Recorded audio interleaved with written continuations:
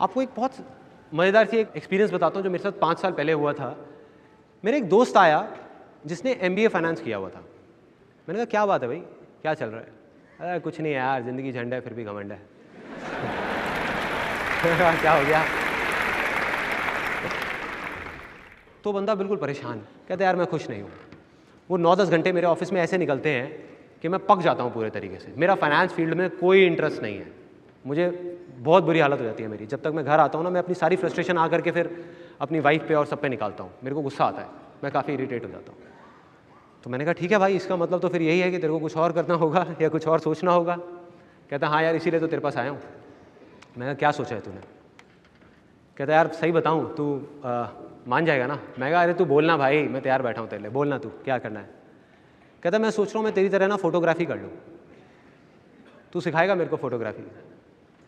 मैं कहा वो तो ठीक है, मैं तेरे को सिखा दूंगा फोटोग्राफी, लेकिन तू फोटोग्राफी क्यों करना चाहता है फाइनेंस फील्ड को छोड़ करके? क्यों फोटोग्राफी, कोई वजह? कहता यार इसलिए कि तू ना फोटोग्राफी करके बहुत खुश रहता है। मैं कहा बढ़िया यार, फिर तो काम हो गया। तू कल सुबह से आ मेरे स्टूडियो में, मैं तेरे को फोटोग्राफी सिखाता हूँ। लेकिन एक काम करियो, आज रात से ना तू करेले भी खाना शुरू कर दे, 4 कटोरी करेले रोज रात को अच्छे से। कहता क्या बोल रहा है यार? मैंने कहा साफ है ना इसका मतलब। मैंने कहा मैं भाई करेले खा करके भी बहुत खुश रहता हूं, तो हर वो काम कर जो मुझे अच्छा लगता है।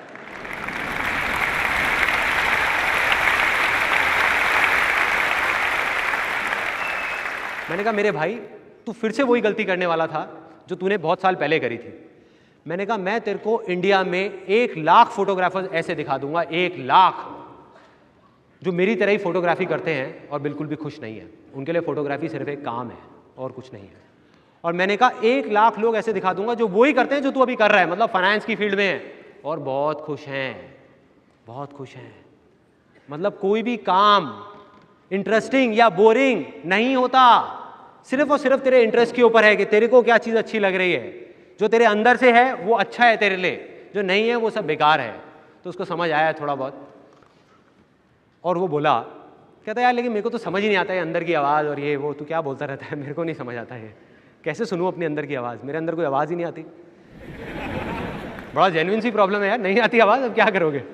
मैंने कहा देख मैं तेरे को सिंपल कर देता हूँ कि अंदर की आवाज़ कैसे सुननी है।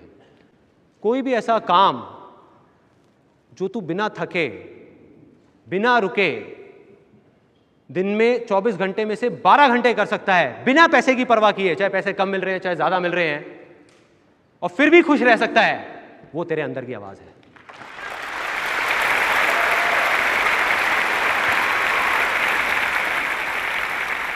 तो एकदम खुश हुआ, थोड़ा सा उसकी आंखों में मैंने एक चमक सी देखी, एकदम खुश हुआ। कहता कि यार फिर तो सही हो गया। कहता लेकिन ऐसा तो एक ही काम है जो मैं 24 घंटे में से 12 घंटे कर सकता हूँ, ये वो। मैं कहा बता भाई क्या है? कहता मेरे को ना खाने पीने का बहुत शौक है। मैं उसके पास गया, मैंने उसके पेट पे हाथ लगाया। मैं कहा वो तो देख के ही पता लग रहा है भाई।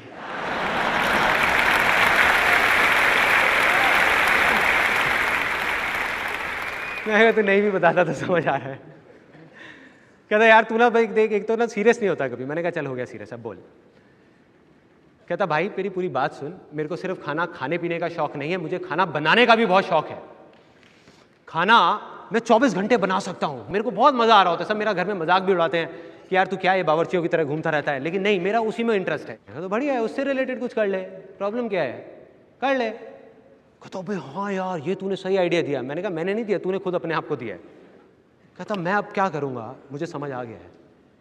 मैं ना अब तू देख एक बहुत बड़ा रेस्टोरेंट खोलूंगा एक बड़े से शॉपिंग मॉल में। मैं कहा तो क्या सोचा है, शॉपिंग मॉल में जगह खरीदेगा या किराए पे लेगा? कहता यार क्यों मजाक कर रहा है, तुझे पता तो है इतने पैसे थोड़ी है कि जगह खरीद लूँगा। कहता किराए पे लूँगा। मैं कहा कोई नहीं, किराए पे लेगा, किराए पे भी क्या है, मतलब ज़्यादा खर्चा थोड़ी है।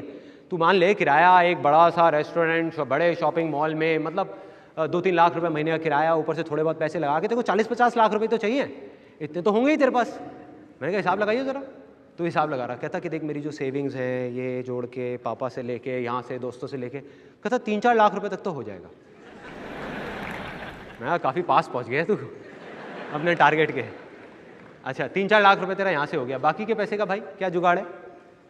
कहता क्या करूँगा यार, पापा घर तो गिरवी रखने नहीं देंगे।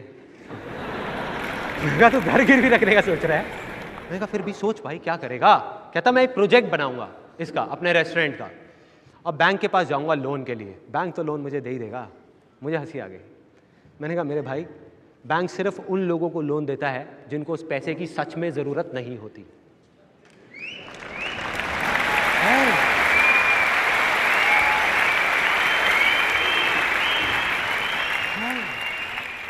किस बेस पे लेगा भाई लोन, किस बेस पे लेगा?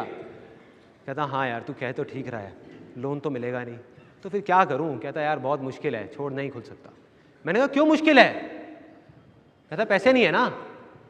मैं क्यों नहीं है पैसे? अभी तो तूने कहा पैसे हैं। कहता मैंने तो कहा नहीं है। मैंने कहा तूने कहा है, तूने कहा है मेरे पास 3-4 लाख रुपए है। तो कहता 3-4 लाख रुपए में रेस्टोरेंट थोड़ी खुलेगा। मैंने कहा तुझे किसने कहा है रेस्टोरेंट खोलने के लिए? 3-4 लाख रुपए में से अगर तू चाहे तो 1 लाख रुपए साइड करके 2-3 लाख रुपए में एक बढ़िया सी स्टॉल या रेडी लगा सकता है, अपने खाने की स्टॉल लगा सकता है।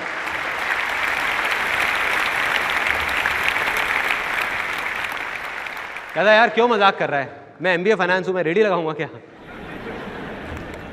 मैंने उसको कहा प्रॉब्लम क्या है तो सही, तेरे पास पैसा, लगाना रेडी।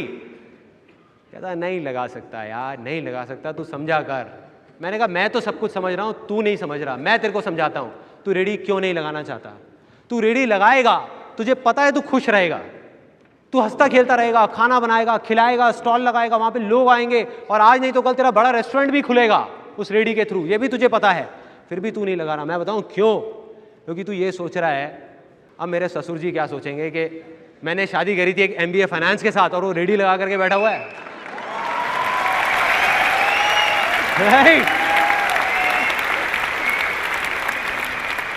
मैं कहा यही सोच रहा है ना तू, कि वो क्या सोचेंगे, तेरे घर वाले क्या सोचेंगे, तेरी वाइफ क्या सोचेगी, दुनिया क्या सोचेगी। बढ़िया है, सोचता रहे। कहता हाँ यार बात तो सही है। कहता लेकिन रेडी मैं नहीं लगा सकता, रेडी नहीं लगा सकता। ये बहुत बड़ी प्रॉब्लम है। सबसे बड़ा रोग क्या कहेंगे लोग? कमाल का डायलॉग। सबसे बड़ा रोग, सबसे बड़ा। मैं कहा तुझे याद है जब मैंने फोटोग्राफी शुरू की थी तो क्या हुआ था? उस टाइम पे जब मैंने फोटोग्राफी शुरू करी थी पूरी दुनिया ने मेरा मजाक उड़ाया था, पूरी दुनिया ने। सिर्फ घर वालों ने नहीं, रिश्तेदारों ने नहीं, सब ने, दोस्तों ने, जहां भी जाता था लोग कहते थे आ गया भैया देखो। कहता ले भाई 10 रुपए मेरी फोटो खींचते, ले भाई ले भाई ले भाई।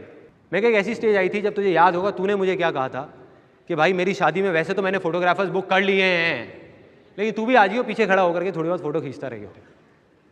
अगर उस टाइम पे मैंने सोचा होता कि तू क्या सोचेगा या तेरे जैसे और लोग क्या सोचेंगे, तो आज मैं यहां नहीं होता।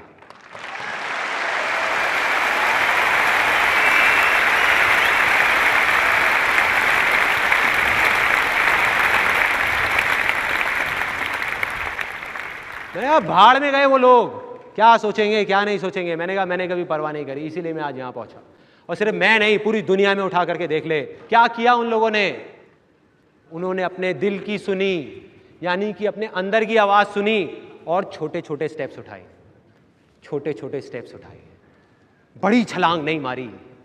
हम बड़ी छलांग मारने की कोशिश करते हैं कि मैं ये करूंगा वो करूंगा। अरे भाई प्रॉब्लम क्या है? जो करना है आज करना और छोटे से छोटे लेवल से कर, फिर देख तेरे को कौन रोकता है। कोई नहीं रोक पाएगा, कोई नहीं रोकता।